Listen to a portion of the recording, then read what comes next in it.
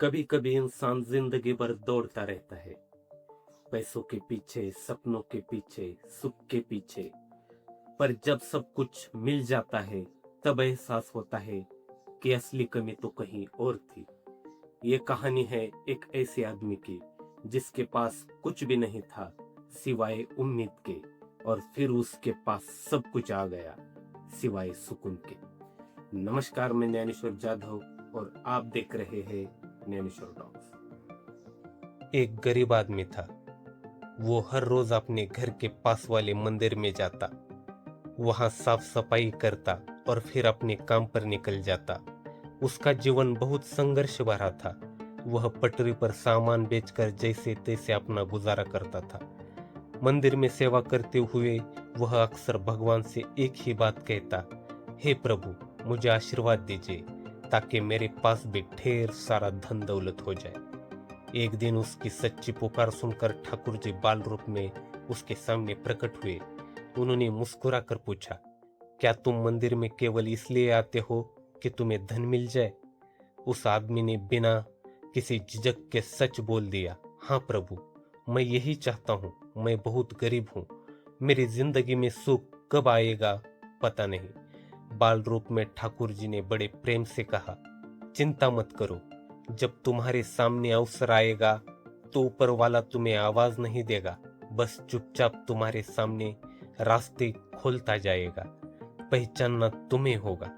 यह कहकर ठाकुर जी अंतर ध्यान हो गए। समय बदला, उस आदमी के जीवन में सचमुच अवसर आने लगे। उसका व्यापार बढ़ने लगा, आमदनी बढ़ने लगी और देखते ही देखते वह एक अमीर सेठ बन गया। लेकिन जैसे जैसे उसका धन बढ़ा, वैसे वैसे उसकी व्यस्तता भी बढ़ गई। अब उसके पास मंदिर जाने को समय नहीं था। धीरे धीरे उसकी रोज सेवा छूट गई और भगवान भी उसकी दिनचर्या से दूर हो गए। कई साल बीत गए। एक दिन अचानक उसका मन बेचैन हो उठा। इतना धन, इतनी सुविधाएं, फिर भी दिल में खालीपन था। उस दिन सुबह सुबह वह फिर से उसी मंदिर पहुंचा।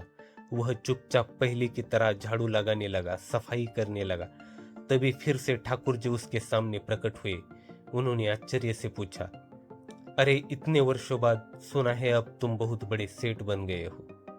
वह आदमी भावुक होकर बोला, हाँ प्रभु, मैंने बहुत धन कमाया, बच्चों की अच्छी शादियां की, जीवन में किसी चीज की कमी नहीं है। थोड़ा रुककर उसकी आवाज में भर्रा गई, लेकिन दिल में चैन नहीं, सुकून नहीं है। ऐसा लगता है जैसे कुछ बहुत जरूरी चीज खो गई है। उसने रोते हुए पूछा, हे प्रभु, आपने मुझे सब कुछ दिया, पर मन की शांति क्यों नहीं दी? प्रभु मुस्कुरा कर बोले, तुमने वह मांगा ही कब था? तुमने जो मांगा मैंने तुम्हें दे दिया, पर सुकून, वह तो कभी तुम्हारी मांग में था ही नहीं। फिर उन्होंने पूछा, अब बताओ, आज यहाँ किस लिए आए हो? उस आदमी की आंखों से आंसू बहने लगे। वह प्रभु के चरणों में गिर पड़ा और बोला, प्रभु, अब मुझे कुछ नहीं चाहिए, न धन चाहिए, न दौलत चाहिए, न कोई इच्छा है, बस मुझे आपकी सेवा करने दीजिए। इस बार बिना किसी स्वार्थ के, केवल मन की शांति के लिए।